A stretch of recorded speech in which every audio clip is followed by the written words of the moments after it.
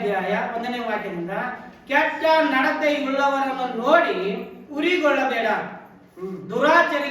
ದುರಾಚಾರಿಗಳಿಗೋಸ್ಕರ ಹೊಟ್ಟೆ ಕಿಚ್ಚು ಪಡಬೇಡ. ಅವರು ಹುಲ್ಲಿನಂತೆ ಬೇಗ ಒಣಗಿ ಹೋಗುವರು, ಸೊಪ್ಪಿನ ಪಲ್ಯದಂತೆ ಬಾಡಿ ಹೋಗುವರು. ಯೆಹೋವನಲ್ಲಿ ಭರವಸವಿಟ್ಟು ಒಳ್ಳೆಯದನ್ನು ಮಾಡು, ದೇಶದಲ್ಲಿ ವಾಸವಾಗಿದ್ದು ನಂಬಿಕೆಯನ್ನು ಅನುಸರಿಸು. ಆಗ ಯೆಹೋವನಲ್ಲಿ ಸಂತೋಷಿಸುವಿ ಮತ್ತು ಆತನು ನಿನ್ನ ಇಷ್ಟಾರ್ಥಗಳನ್ನು ನೆರವೇರಿಸುವನು. Hallelujah hallelujah. आज क्या होता है, परमेश्वर के बच्चे लोग दुनिया के लोग को देखकर, ಇವತ್ತು ದಿವಸದಲ್ಲಿ ಏನಾಗ್ತದೆ ಅಂತ ನೋಡುವಾಗ ವಿಶ್ವಾಸಿಗಳ ಮಧ್ಯದಲ್ಲಿ ಅವರು ಲೋಕದಲ್ಲಿ ಇರತಕ್ಕಂತ ಜನರನ್ನು ನೋಡಿ, ओ क्या उन लोग अमीर हो गए हैं, उन लोग मगर हमारे पास कुछ भी नहीं है, उन लोग बहुत अमीर है, उन लोग पास बहुत पैसा है, तो हमारा पास कुछ नहीं है, तो हम रोते रहते हैं. ನಾವು ನೋಡ್ತೀವಿ ಈ ಲೋಕದಲ್ಲಿ ಇಷ್ಟೆಲ್ಲ ಅವರು ಶ್ರೀಮಂತರಾಗಿದ್ದಾರೆ, ನಾವು ಬಡವರಾಗಿದ್ದೇವೆ, ಯಾಕೆ ನಮ್ಗೆ ಇಂಥದ್ದು ಬಂತೇಳಿ ನಾವು ಅಳುತ್ತಾ ನಾವು ಗುಣಪಟ್ಟು ಹೊರಾಗಿರ್ತೇವೆ. कहता है पहला वाला वचन, ನಾವು ದೇವರ ವಾಕ್ಯದಲ್ಲಿ ನಾವು ನೋಡಿದ್ದೇವೆ. ಈಗ 37ನೇ ಅಧ್ಯಾಯ 1ನೇ ವಾಕ್ಯದಲ್ಲಿ ಈ ರೀತಿಯಾಗಿ ಹೇಳ್ತದೆ, ಕೆಟ್ಟ ನಡತೆಯುಳ್ಳವರನ್ನು ನೋಡಿ ಉರಿಗೊಳ್ಳಬೇಡ. आज हम लोग क्या करते हैं, वही करते हैं. ಇವತ್ತು ನಾವು ಏನು ಮಾಡ್ತೀವಿ, ನಾವು ಇನ್ನೊಬ್ಬರಿಗೆ ನೋಡಿ ನಾವು ಹೊಟ್ಟೆ ಕಿಚ್ಚುಕೊಳ್ಳುವುದಾಗಿರ್ತದೆ. उठते किच्ची दूसरे को देखते हैं, ಇನ್ನೊಬ್ಬರಿಗೆ ನಾವು ನೋಡ್ತೇವೆ, उसका पास है मेरा पास नहीं है, ಅವ್ರ ಬಳಿ ಇದೆಯಲ್ಲ ನನ್ನ ಹತ್ರ ಇಲ್ಲ ಎಂಬುದಾಗಿ हाँ, तो उठते किच्ची. ಅದು ಹೊಟ್ಟೆ ಕಿಚ್ಚು ಪಡುವಂತದ್ದಾಗಿದೆ. तो चर्च में आता है मगर दिल जो है और कुछ चीजों के ऊपर है. ನಾವು ಚರ್ಚಿಗೆ ಬರ್ತೇವೆ, ಆದರೆ ನಮ್ಮ ಮನಸ್ಸು ಬೇರೆ ಬೇರೆ ವಸ್ತುಗಳ ಮೇಲಿದೆ. ये ಹೊಟ್ಟೆ ಕಿಚ್ಚಿ है तो फायदा नहीं है. ಈ ಒಂದು ಹೊಟ್ಟೆ ಕಿಚ್ಚು ಇರುವುದಾದರೆ ನಮಗೆ ಅದರಿಂದ ಯಾವುದೇ ರೀತಿಯ ಒಂದು ಅನುಕೂಲಗಳು ಸಹಾಯವಿಲ್ಲ. कितने लोग ऐसा है, ಈ ರೀತಿಯಿಂದ ಹೊಟ್ಟೆ ಕಿಚ್ಚು ಪಡುವವರು ಎಷ್ಟು ಜನ ಇದ್ದೀರಿ? उसका पास गाड़ी है मेरे पास गाड़ी नहीं है, ಅವ್ರ ಬಳಿ ಗಾಡಿ ಇದೆ, उसका ನನ್ನ पास ಬಳಿ बहुत ಗಾಡಿ अच्छा ಇಲ್ಲ. घर है मेरे पास घर नहीं ಅವ್ರ ಬಳಿ है, ಒಳ್ಳೆ ಮನಿ ಅದ, ನನ್ನ ಬಳಿ ಒಳ್ಳೆ ಮನಿ ಇಲ್ಲ. उसका पास बहुत अच्छा सोना है, ಅವ್ರ ಬಳಿ ಎಷ್ಟು ಒಳ್ಳೆ मेरे ಬಂಗಾರ पास ಅದ, नहीं है. ನಮ್ಮ ಬಳಿ ಇಲ್ಲ. हाँ उसने अच्छा साड़ी पहना है, ಅವ್ರು ಒಳ್ಳೆ ಸೀರೆ ಉಟ್ಕೊಂಡಾರ, ओ मेरे पास नहीं है. ಅದು ನನ್ನಲ್ಲಿ ಇಲ್ಲ. हाँ ये हम देखते हैं और हमारे अंदर जलन होता है. ಅದನ್ನು ನೋಡಿ ನಮ್ಮ ಒಳಗೆ ಅದು ಹೊಟ್ಟೆ ಕಿಚ್ಚು ಬರುವಂತದ್ದಾಗಿದೆ. और हम कौन है, ನಾವು ಯಾರಾಗಿದ್ದೇವೆ? विश्वासी है. ನಾವು ವಿಶ್ವಾಸಿ, ಹಾ. ಯೇಸು ಕ್ರಿಸ್ತನನ್ನು ಹಿಂಬಾಲಿಸುವವರು. विश्वासी, ವಿಶ್ವಾಸಿ. नाम का विश्वासी, ನಾವು ಹೆಸರೇನು? ವಿಶ್ವಾಸಿ. मत ಹೊಟ್ಟೆ ಕಿಚ್ಚು. ಅದು ಒಳಗೆ ಹೊಟ್ಟೆ ಕಿಚ್ಚು. हाँ तो इसमें क्या क्या विश्वासी है और क्या परमेश्वर है. ಯಾವ ರೀತಿ ವಿಶ್ವಾಸಿ ಯಾವ ರೀತಿಯಾಗಿದ್ದೇವೆ ಮತ್ತು ದೇವರ ಎಲ್ಲಿದ್ದಾನೆ. यहाँ वचन कहता है तुम उनको देखे जलन मत करो. ಹಾಗಾದ್ರೆ ಈ ಒಂದು ಸಮಯದಲ್ಲಿ 37ನೇ ಅಧ್ಯಾಯ 1ನೇ ವಾಕ್ಯದಲ್ಲಿ ನಾವು ನೋಡ್ತೇವೆ, ನೀನು ಕೆಟ್ಟ ನಡತೆಗಳನ್ನು ನೋಡಿ ನೀನು ಹೊಟ್ಟೆ ಕಿಚ್ಚು ಪಡಕ್ಕೆ ಹೋಗಬೇಡ, ನೀನು ಉರಿಗೊಳ್ಳಬೇಡ ಎಂಬುದಾಗಿ. अभी आगे क्या पढ़ते हैं brother? ಕೆಟ್ಟ ನಡತೆಗಳನ್ನು ನೋಡಿ ಉರಿಗೊಳ್ಳಬೇಡ, ದುರಾಚಾರಿಗಳಿಗೋಸ್ಕರ ಹೊಟ್ಟೆ ಕಿಚ್ಚು ಪಡಬೇಡ. आपने आगे पढ़ो.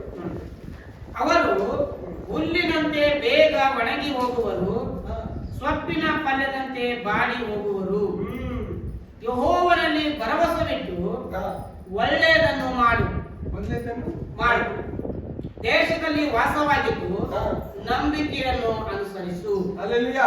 ये देखो समझने का, उल्ले के पास गाड़ी है, उल्ले के पास सोना है, उनके पास शादी है, मगर उनके पास परमेश्वर नहीं है तो उनके पास कुछ भी नहीं है. ಆಮೆನ್. ನಾವು ನೋಡಬಹುದು ಅವರ ಹತ್ರ ಗಾಡಿ ಇದೆ, ಆಮೇಲೆ ಅವರ ಆಸ್ತಿ ಅಂತಸ್ತಿದೆ, ಎಲ್ಲ ಇದೆ, ಆದ್ರೆ ಅವರ ಹತ್ರ ದೇವರಿಲ್ಲ. ದೇವರಿಲ್ಲ ಅಂತ ಮೇಲೆ ನೋಡುವಾಗ ಎಲ್ಲವೂ ವ್ಯರ್ಥ. हमारे पास परमेश्वर होने के बावजूद हम उस पर खुश नहीं है. ನಮ್ಮ ಹತ್ರ ದೇವರು ಇದ್ರೂ ಸಹ ನಮ್ಮ ಒಳಗ ಸಂತೋಷ ಇಲ್ಲ.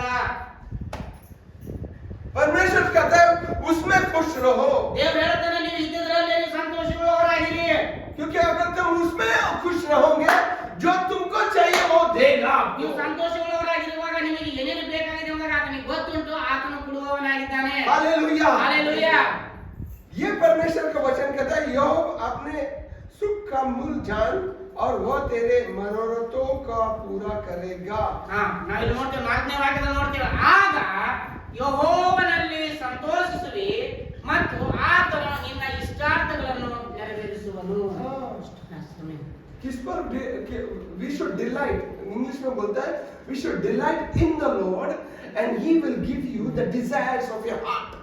ನಾವು ಯೆಹೋವನಲ್ಲಿ ಸಂತೋಷಿಸುವಾಗ, ನಾವು ದೇವರಲ್ಲಿ ಸಂತೋಷ ಪಡುವಾಗ ಅಲ್ಲಿ ಹೇಳುವಂತ ಮಾತು, ಆತನು ನಿನ್ನ ಇಷ್ಟಾರ್ಥಗಳನ್ನು ನೆರವೇರಿಸುವನು. ನಿನಗೆ ಏನೇನು ಬೇಕಾಗಿಲ್ಲ ಗೊತ್ತುಂಟು. ನಾವು ಸಂತೋಷವಾಗಿ ಇರುವಾಗ ಆ ದೇವರನ್ನು ದಯಪಾಲಿಸುವವನಾಗಿದ್ದಾನೆ. कल मैंने एक चर्च में एग्जांपल दिया था. मैंने ಒಂದು ಚರ್ಚಿನಲ್ಲಿ ಒಂದು ಉದಾಹರಣೆ ಕೊಟ್ಟರು. मेरा घर में एक टीवी चाहिए था. मेरे को ಅವರಿಗೆ ಒಂದು ಮನೆಯಾಗ ಟಿವಿ ಇರಲಿಲ್ಲ, ಒಂದು ಟಿವಿ ಬೇಕಾಗಿತ್ತು. हम लोग पास टीवी नहीं था, हमें टीवी चाहिए था. ಮನೆಯಾಗ ಟಿವಿ ಇರಲಿಲ್ಲ, ಒಂದು ಟಿವಿ ಬೇಕಾಗಿತ್ತು. मैं मेरा वाइफ को बोला मेरे को 43 इंच का टीवी चाहिए. ಅವ್ರ ಮನೆ ಸಿಸ್ಟರ್ ಹೇಳಿದ್ರು, ಅವರು ನಮ್ಮ ಮನೆಯಾಗ ಒಂದು 43 ಇಂಚಿನ ಒಂದು ಟಿವಿ ಬೇಕಾಗ್ಯದ ಅಂತ ಮಾತಾಡಿದ್ರು. मैं वाइफ को बोला, प्रेयर नहीं किया. ಅವ್ರು ಖಾಲಿ ಮನೆಯಾಗ ಮಾತಾಡಿದ್ರು ಅವ್ರ ಸಿಸ್ಟರ್ ಒಟ್ಟಿಗೆ, ಆದ್ರೆ ಪ್ರಾರ್ಥನೆ ಮಾಡಿಲ್ಲ. ಟಿವಿ ಬೇಕಂಬುದಾಗಿ प्रेयर नहीं किया, ಪ್ರಾರ್ಥನೆ ಮಾಡಿಲ್ಲ. दूसरा दिन सुबह मेरे को मैं प्रेयर के लिए जाते हुए एक जगह पर, वहां पर एक ब्रदर मेरे को बोला, पवित्र आत्मा ने बोला तेरे को टीवी देने के लिए. ಇವ್ರು ಒಂದ್ ಜಾಗ ಪ್ರೇಯರ್ ಹೋಗ್ತಾ ಇದ್ರು. ಅಲ್ಲಿ ಅವ್ರು ಮರುದಿವಸ, ಇದು ರಾತ್ರಿ ಆಲೋಚನೆ ಮಾಡಿದ್ರೆ ಮರುದಿವಸ ಪ್ರೇಯರ್ ಹೋದಾಗ ಅಲ್ಲಿ ಒಬ್ಬ ಸಹೋದರ ಹೇಳಿದ್ರು, ನನಗ ಪವಿತ್ರ ಆತ್ಮ ನನಗೆ ತಿಳಿಸ್ಯಾರ, ನಿಮ್ಗೊಂದು ಟಿವಿ ಇಸ್ಕೊಡ್ಬೇಕಂಬುದಾಗಿ ದೇವ್ರ ನನ್ನ ಟಿವಿ ಮಾತಾಡಿ ನಮ್ಗೆ ಅವ್ರು ಹೇಳಿದ್ರು. 24 hours भी नहीं हो गया. ಅದು ಇನ್ನ 24 ತಾಸು ಆಗಿಲ್ಲ. ಅವ್ರು ಮನೆ ಮಾತಾಡ್ಕೊಂಡು मैंने खाली बोला टीवी चाहिए. ಅವ್ರು ಅಷ್ಟೇ ಮನೆಗೆ ಹೇಳಿ ರಾತ್ರಿ ಸಮಯ ನಮ್ಗೊಂದು ಟಿವಿ और मैंने ಬೇಕು. वो बोला 43 इंच. ಅದು ಎಷ್ಟು ಟಿವಿ ಬೇಕಂದ್ರೆ 43 ಇಂಚಿನ ಟಿವಿ ಬೇಕಂತ ಅಷ್ಟು ಮಾತಾಡ್ಯಾರ. वो ब्रदर ने मेरे को गिफ्ट दिया, ಆ 43 इंच का टीवी दिया. ಸಹೋದರ ಅವರಿಗೆ ಕರ್ಕೊಂಡು ಹೋಗಿ ನಮ್ ಟಿವಿ ಇಸ್ಕೊಡ್ಬೇಕಂತದ ದೇವರನ್ನ ಮಾತಾಡ್ಯಾರ ಅಂತ ಹೇಳಿ ಅದು 43 ಇಂಚಿನ ಟಿವಿನೇ ಇಸ್ಕೊಟ್ಟನವ. उसका पास था वो टीवी, उसको किसको देने का था, परमेश्वर ने बोला उसको दे, और उसका पास जो टीवी था करेक्ट 43 इंच का. ಅವರು ಮನೆ ಮೊದಲೇ ತಂದಿಟ್ಟಿರೋದು 43 ಇಂಚಿನ ಟಿವಿ. ಅದು ಯಾರಿಗೂ ಕೊಡ್ಬೇಕಾಗಿತ್ತು. ಅದು ತಂದು ಅವ್ರು ಖರೀದಿ ಮಾಡಿ ತಂದಿಟ್ಟರೆ ಅವ್ರಿಗೆ ಕೊಡ್ಬೇಕೆಂಬುದಾಗಿ ದೇವರು ಯಾವಾಗ ಮಾತಾಡಿದ್ರು ಆ ಟಿವಿ ಇವ್ರಿಗೆ ಕೊಡಿ ಎಂಬುದಾಗಿ ಅವ್ರು ಖರ್ಚು ಆ ಟಿವಿ ಇವ್ರಿಗೆ ಕೊಟ್ಟರು. जब मेरा दिल परमेश्वर में होगा, ಯಾವಾಗ ನಮ್ಮ ಹೃದಯ, ನಮ್ಮ ಮನಸ್ಸು ಅದು ದೇವರಲ್ಲಿ ಇರುವಾಗ, तो जो परमेश्वर जो मेरे को जो चाहिए परमेश्वर देता है. ನಮಗೆ ಏನು ಬೇಕಾಗಿದೆ ಎಂಬುದನ್ನು ನಾವು ನೋಡುವಾಗ ಅದು ದೇವರು ಕೊಡುವವನಾಗಿದ್ದಾನೆ. Hallelujah, hallelujah, hallelujah, hallelujah. ये है परमेश्वर. ಇದು ದೇವರ ಕಾರ್ಯವಾಗಿದೆ. हमने खाली बोला किसको, मेरा वाइफ को बोला, उसको नहीं बोला मैंने. ಅವ್ರ ಮನೆಯಾಗ ಅವ್ರು ನೋಡುವಾಗ ಸಿಸ್ಟರ್ ಹೇಳಿದ್ರು ಅವ್ರು ನಮಗೆ ಟಿವಿ ಬೇಕೆಂಬುದಾಗಿ. जो मेरे को चाहिए वो देने के लिए परमेश्वर के पास सामर्थ है. ನಮಗೆ ಏನು ಬೇಕಾಗಿದ್ದು ಅದು ಕೊಡಲಕ್ಕ ದೇವರೆಲ್ಲ ಶಕ್ತಿ ಉಂಟು. Hallelujah, hallelujah. आज क्या करते हैं हम लोग, ಇವತ್ತು ನಾವು ಏನು ಮಾಡ್ತೇವೆ ಅಂತ ನೋಡುವಾಗ वो चीजों के पीछे भागते हैं, मगर परमेश्वर के पीछे नहीं भागते हैं ಆ हम लोग. ವಸ್ತುಗಳ ಹಿಂದೆ ನಾವು ಓಡಾಡ್ತಿದ್ದೇವೆ, ಆ ದೇವರಿಂದ ನಾವು ನಡೆದಿಲ್ಲ. उस परमेश्वर के पीछे जाने को परमेश्वर बोलते हैं तू मुझको चख के देख मैं कितना अच्छा हूँ. ಅವ ದೇವರು ಹೇಳ್ತಾನ, ನೀನು ನನ್ನನ್ನು ಪರೀಕ್ಷಿಸಿ ನೋಡು, ನಾನು ಎಷ್ಟು ಒಳ್ಳೆಯವನಾಗಿದ್ದೇನೆ ಎಂಬುದಾಗಿ ನಿಮಗೆ ಗೊತ್ತಾಗ್ತದೆ ಎಂಬುದಾಗಿ. Hallelujah, hallelujah, hallelujah, hallelujah, hallelujah, hallelujah. ये जीवित परमेश्वर आज हमारे साथ है. ಆ ಜೀವಂತವಾದಂತ ದೇವರು ಇವತ್ತು ನಮ್ಮ ಜೊತೆಗಿದ್ದಾನೆ. Hallelujah, hallelujah. ये समझ अगर हमारे अंदर होगा ಅಂದ್ರೆ ಈ ತಿಳುವಳಿಕೆ ನಮ್ಮಲ್ಲಿ ಇರುವಾಗ तो परमेश्वर आज आपके साथ चलेगा. ಆ ದೇವರು ನಿಮ್ಮ ಜೊತೆಯಲ್ಲಿ ನಡೆಯುವವನಾಗಿದ್ದಾನೆ. Hallelujah, hallelujah. परमेश्वर आपके साथ चलना चाहता है, ಮೊದಲ ದೇವರು ನಿಮ್ಮಲ್ಲಿ ನಡೆಯಲು ಬಯಸುತ್ತಾನೆ. मगर हम उसके साथ चलना नहीं चाहते. ಆದರೆ ನಾವು ಆ ದೇವರಿಂದ ಹೋಗಲಿಕ್ಕೆ ನಾವು ಮನಸ್ಸು ಮಾಡಲ್ಲ. Hallelujah, hallelujah. आज यही प्रॉब्लम है. ಇವತ್ತು ಇದೇ ಸಮಸ್ಯೆ ಆಗಿದೆ. ये प्रॉब्लम क्या है, ಈ ಸಮಸ್ಯೆ ಏನಾಗಿದೆ ಅಂತ ನೋಡುವಾಗ हम परमेश्वर के बच्चे होते हुए भी हम उसके बच्चे नहीं है. ನಾವು ದೇವರ ಮಕ್ಕಳ ಆಗಿದ್ರೂ ಸಹ ನಾವು ದೇವರ ಮಕ್ಕಳ ಹಾಗೆ ಇಲ್ಲ. ये दुख की बात है. ಇದು ದುಃಖದ ಒಂದು ಸಂಗತಿಯಾಗಿದೆ. Hallelujah, hallelujah. परमेश्वर कहता है ದೇವರು ಹೇಳ್ತಾನೆ, तूने नहीं चुना मुझे, मैंने तुझे चुना है. ನೀವು ನನ್ನನ್ನು ಆರಿಸಿಕೊಂಡಿಲ್ಲ, ನಾನೇ ನಿಮ್ಮನ್ನು ಆರಿಸಿಕೊಂಡಿದ್ದೇನೆ ಎಂಬುದಾಗಿ ಹೇಳ್ತಾನೆ. तो तू मुझको बुला, मैं तेरे पास आऊंगा. ಅದು ನೀ ನನ್ನನ್ನು ಕರಿ, ನಾನು ನಿನ್ನ ಬಳಿಗೆ ಬರ್ತೇನೆ ಎಂಬುದಾಗಿ ದೇವರು ಹೇಳ್ತಾನೆ. ಹಾಲೆಲೂಯಾ. Thank you Jesus, ವಂದನೆ ಯೇಸುವೆ, thank you Jesus. ವಂದನೆ ಯೇಸುವೆ. तुम्हारा आज चाहत क्या है? ನಿಮ್ಮ ಒಂದು ಬಯಕೆ ಏನಾಗಿದೆ? वचन संहिता 27 वर्ष 4. ಆ ಕೀರ್ತನೆಗಳು 27ನೇ ಅಧ್ಯಾಯ 4ನೇ ವಾಕ್ಯವನ್ನು ಓದೋಣ. ಕೀರ್ತನೆಗಳು 24 दाऊद क्या कहता है? ಅಲ್ಲಿ ದಾವೀದ ಏನು ಹೇಳ್ತಾನೆ ಅಂತ ನೋಡುವಾಗ, एक बार मैंने यहोवा से मांगा है, इसे यत्न से लगा लूंगा कि मैं जीवन भर यहोवा के भवन में रहने पाऊं, जिससे यहोवा की मनोहरता पर दृष्टि लगाए रहूं और उसके मंदिर में ध्यान किया करूं। यहोवा के मंदिर में मैं हर समय रहा करूं। ये परमेश्वर का वचन ये कौन कहता है? दाऊद कहता है, क्योंकि दाऊद जो है वो परमेश्वर के ऊपर उसने अपना दिल डाल दिया। ನೋಡ್ತೀವಿ ದೇವರು ದಾವೀದನನ್ನು ನೋಡುವಾಗ ಅದು ದೇವರ ಮೇಲೆ ತನ್ನ ಮನಸ್ಸನ್ನು ಒಪ್ಪಿಸಿಕೊಟ್ಟನು, ಅದು ದೇವರೊಟ್ಟಿಗೆ ನಡೆಯಲು ತೀರ್ಮಾನಿಸಿದನು. उसने अपना दिल जो है परमेश्वर पर डाला और उसका दिल ये है, उसका ये चाहत है कि मैं परमेश्वर के मंदिर में हर समय रहूं। ಆತನ ಒಂದು ಮನಸ್ಸು ಇದಾಗಿದೆ, ನಾನು ದೇವರೊಟ್ಟಿಗೆ ನಾನು ಇರಬೇಕು, ಆ ದೇವರ ಪ್ರಸನ್ನತೆಯಲ್ಲಿ ದೇವರ ಆಲಯದಲ್ಲಿ ನಾನು ವಾಸ ಮಾಡಬೇಕೆಂಬುದಾಗಿ ಆತನ ಒಂದು ವರವನ್ನು ಕೇಳಿಕೊಳ್ತಾ ಇದ್ದಾನೆ. Hallelujah hallelujah. कि अगर आपका दिल अगर परमेश्वर में आता है तो आप हर समय उसका गीत गाते रहेंगे, हर समय उसका आराधना करते रहेंगे, हर समय उसको प्यार करते रहेंगे।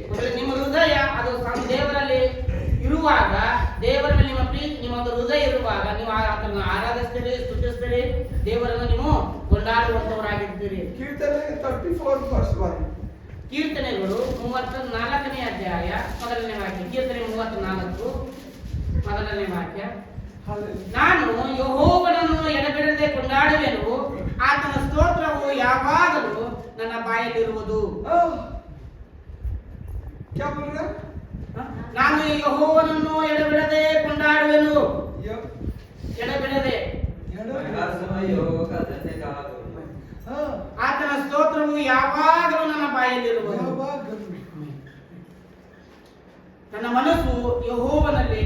चर्च में आने का टाइम ही नहीं, यावागलू मतलब हर समय। हर समय कैसा तुम्हारे अंदर ये, उसके लिए तुम गीत गाते रहोगे, उस पर खुश रहते रहोगे, क्योंकि तुम उस पर तुम्हारा दिल दे दिया तुमने उसको। ನಾವು ಚರ್ಚಿನಾಗ ಬಂದಾಗ ಅಷ್ಟೇ ಅಲ್ಲ, ನಾವು ಯಾವಾಗಲೂ ನಾವು ನಮ್ಮ ಹೃದಯದ ಮೂಲಕ ನಾವು ಎಡೆಬಿಡದೆ ನಾವು ಆತನನ್ನು ಕೊಂಡಾಡುತ್ತಾ, ನಾವು ಆತನನ್ನು ಸ್ತುತಿಸುತ್ತಾ, ನಾವು ಆತನನ್ನು ಧ್ಯಾನಿಸುವಂತವರು ನಾವು ಆಗಿರಬೇಕು. हम लोग क्या होता है, हम लोग सीरियस नहीं है, ಯಾಕೆ ನಾವು ನೋಡುವಾಗ ನಾವು ಈಸಿಯಾಗಿ ತಿಳ್ಕೊಳ್ಳೋಕೆ ಹೋಗ್ತೀವಿ. हम लोग सीरियस नहीं है। ಯಾಕಂದ್ರೆ ನಾವು ಗಂಭೀರವಾಗಿ ನಾವು ತಿಳ್ಕೊಳ್ಳೋದಿಲ್ಲ. ये जो है, ये लाइफ जो है ना, ये परमेश्वर का है, तुम्हारा नहीं है। ಈ ಒಂದು ಜೀವಿತ ನಾವು ನೋಡುವಾಗ ಇದು ನಮಗಲ್ಲ, ಇದು ದೇವರು ಕೊಟ್ಟಂತ ಕೊಡುಗೆಯಾಗಿದೆ. तुम्हारा नहीं है, ನೀವು ದೇವರ ವಾಕ್ಯ ನೋಡ್ತೇವೆ, ನೀವು ನಿಮ್ಮ ಸ್ವಂತ ಅಲ್ಲ. तुम मर गए हो, जब वो मर गया तुम मर गए उसके साथ। ಯಾಕಂದ್ರೆ ಯೇಸು ಕ್ರಿಸ್ತನು ಯಾವಾಗ ಸಾಕ್ತನೋ ನಾವು ಆತನ ಒಟ್ಟಿಗೆ ನಾವು ಸತ್ತವರಾಗಿದ್ದೇವೆ. किसके लिए मर गए हो? तुम दुनिया के लिए मर गए हो। तुम अभी तुम जीवित नहीं हो, तुम वो जीवित है तुम्हारे अंदर। Galatians 2:20 hallelujah. ಗಲಾತ್ಯರ ಬರೆದ ಪತ್ರಿಕೆ 2ನೇ ಅಧ್ಯಾಯ 20ನೇ ವಾಕ್ಯವನ್ನು ನೋಡ್ತೇವೆ, ಜೀವಿಸುವವರ ಮೇಲೆ ತಮಗಾಗಿ ಜೀವಿಸದೆ ತಮಗೋಸ್ಕರ ಸತ್ತು ಎದ್ದು ಬಂದಾತನಿಗೋಸ್ಕರ ಜೀವಿಸಬೇಕಂತಲೇ ಆತನು ಎಲ್ಲರಿಗೋಸ್ಕರ ಸತ್ತನೆಂಬುದಾಗಿ. ये समझ अगर आपके अंदर आ गया है तो तुम तुम्हारे लिए नहीं जियोगे, पर उसके लिए जियोगे। ಈ ತಿಳುವಳಿಕೆ ನಿಮ್ಮಲ್ಲಿಗೆ ತಿಳಿಯುವಾಗ, ನಿಮ್ಮಲ್ಲಿ ಬರುವಾಗ ನೀವು ನಿಮಗಾಗಿ ಜೀವಿಸುವುದಿಲ್ಲ, ನಿಮಗೋಸ್ಕರ ಸತ್ತು ಎದ್ದು ಬಂದಾತನಿಗೋಸ್ಕರ. कितने लोग विश्वास करते हैं आपका पापों को परमेश्वर ने ले लिया है? ನೀವು ಎಷ್ಟು ಜನ ನಂಬುತ್ತೀರಿ ನನಗೋಸ್ಕರ ನನ್ನ ಪಾಪಕ್ಕಾಗಿ ನನ್ನ ಅಪರಾಧಗಳಿಂದ ಯೇಸು ಕ್ರಿಸ್ತನು ಜಜ್ಜಲ್ಪಟ್ಟನೆಂಬುದಾಗಿ? कितने लोग विश्वास करते हैं? ಎಷ್ಟು ಜನ ನಂಬುತ್ತೀರಿ? मतलब आपका पापों को किसने लिया? ಅಂದ್ರೆ ನಿಮ್ಮ ಪಾಪಗಳನ್ನು ಯಾರು ತೆಗೆದುಕೊಂಡ್ರು? किसने लिया? ಯಾರು ನಿಮ್ಮ ಪಾಪಗಳನ್ನು ಯಾರು ಹೊತ್ಕೊಂಡ್ರು? हाँ? ಅದೇ ಜೋರಾಗಿ नहीं, ಹೇಳಬೇಕು, आवाज ही नहीं आ रही। ಅದೇ ಜೋರಾಗಿ ಹೇಳಬೇಕು. ನಮ್ಮ ಪಾಪಗಳು ನಿಮ್ಮ ಪಾಪನ ಯಾರು ತಗೊಂಡಿಲ್ಲ ನಾನು, ನೀವು ಹೇಳಿಲ್ಲ ಅಂದ್ರೆ ತಗೊಂಡಿಲ್ಲ ನಾನು, ಆ ನಂಬಿಕೆ ಇರಬೇಕು. ನನ್ನ ಪಾಪ ಯೇಸು ಕ್ರಿಸ್ತ ತಗೊಂಡ. तुम इधर आप लोग विश्वासी है? ನೀವು ನೀವು ದೇವರಿಗೆ ನಂಬಿದವರಾಗಿದ್ದೀರಾ? हाँ? श्योर है? ಅದನ್ನು ಇನ್ನ ಪಕ್ಕ ಇಲ್ಲ, ಬಾಯಿಗೆ ಬರಲೇ ಹೋಗದಲ್ಲ. ಮತ್ತೆ ನೀವು ದೇವರಿಗೆ ನಂಬಿರಾ ಹೇಳಬೇಕು. नहीं, अगर क्योंकि डाउट हो सकता है, क्योंकि अगर डाउट होगा तो मुश्किल है। ಹಾ ಮೊದಲೇ ಅದು ನನ್ನ ಸಂಶಯ ಇರಬಹುದಿಲ್ಲ. अगर डाउट रहेगा तो मुश्किल है, ಮೊದಲೇ ಸಂಶಯ ಇರುವುದಾದರೆ ನಾವು ನೋಡ್ತೇವೆ ಅದು ಅಪಾಯಕರ.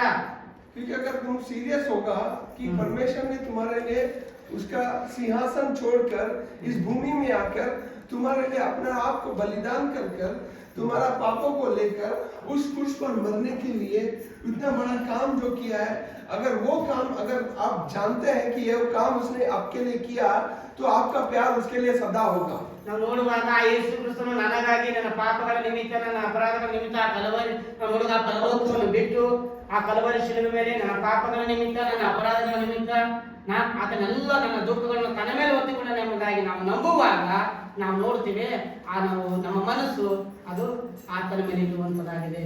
अभी आपका बच्चे लोग हैं इधर, किसका माँ का किसका बच्चा है यहाँ पर? ನಿಮ್ಮ ಮಕ್ಕಳು ये बच्चा है आपका है। ನಿಮ್ಮ ಮಗಳಿದ್ದಾಳೆ ನಮ್ಮ ये बच्चा को मैं मरने के लिए देगा? ಮೊದಲೇ ಕೂಸಿಗೆ ಯಾರು ಕೂಡ ನಿಮ್ಗಾಗಿ ಸಾಯಿ ನಮ್ಗಾಗಿ ಸಾಯಿದ್ರೆ ಯಾರು ಕೊಡ್ತಾರ? ನಮ್ಮ ಪಾಪಕ್ಕಾಗಿ ಆ ಕೂಸುಗಳು ಸಾಯಿಲಿ ಅಂತಂದ್ರೆ ಯಾರು ಕೊಡ್ತಾರ? ತಂದೆ ತಾಯಿ. ये बच्चा ಆ ಮಗಳು ये पापी है, ಈ ತಂಗಿ ಸುಮ್ಮ ಪಾಪ ये ಮಾಡಿದ್ರೆ बच्चा उसके लिए मरेगा? ಈ ತಂಗಿ ಪಾಪಕ್ಕಾಗಿ ಆ ಕೂಸು ಸಾಯ್ತಾಳ?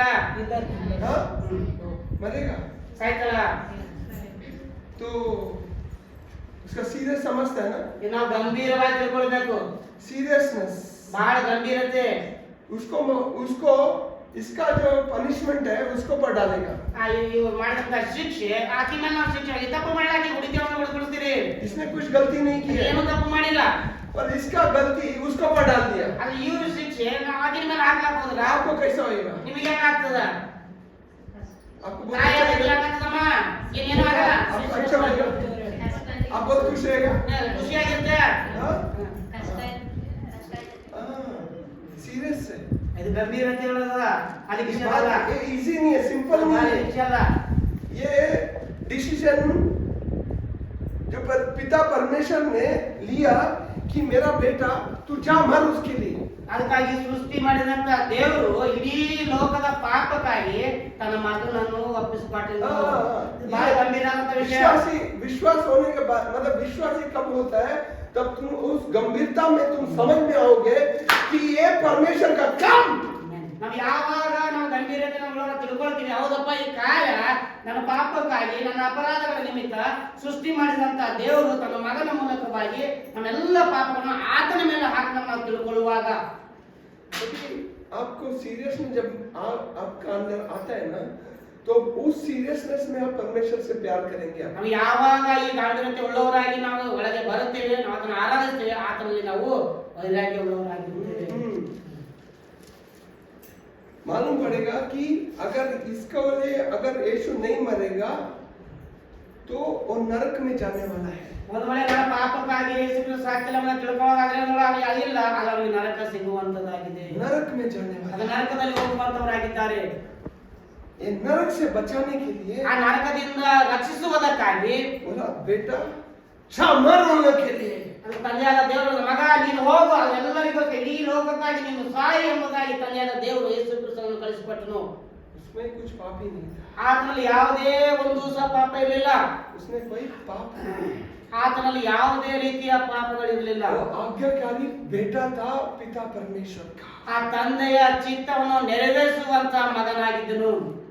तो मैं जाएगा उनके लिए, ನಾನು ಅವರಿಗಾಗಿ ನಾನು ಹೋಗುತ್ತೇನೆ ಎಂಬುದಾಗಿ, मैं मरूंगा उनके, ನಾನು ಅವರಿಗಾಗಿ ನಾನು ಸಾಯುತ್ತೇನೆ, मैं आज्ञाकारी बेटा हूँ, ನಾನು ತಂದೆಯ ಮಾತನ್ನು ಕೇಳುವಂತ ಮಗನಾಗಿದ್ದೇನೆ. जो आप चाहते मैं करूंगा। ಅಪ್ಪ ನೀನು ಏನು ಹೇಳ್ತೋ ಅದು ನಾನು ಕೇಳ್ತೀನಿ ಎಂಬುದಾಗಿ ಹೇಳಿದನು. उनको बचाने के लिए ನಮ್ಮ ಇವರನ್ನು ರಕ್ಷಿಸುವುದಕ್ಕಾಗಿ मैं तैयार हूँ मरने के लिए। ನಾನು ಸಿದ್ಧನಾಗಿದ್ದೇನೆ, ನಾನು ಸಾಯುವುದಕ್ಕಾಗಿ.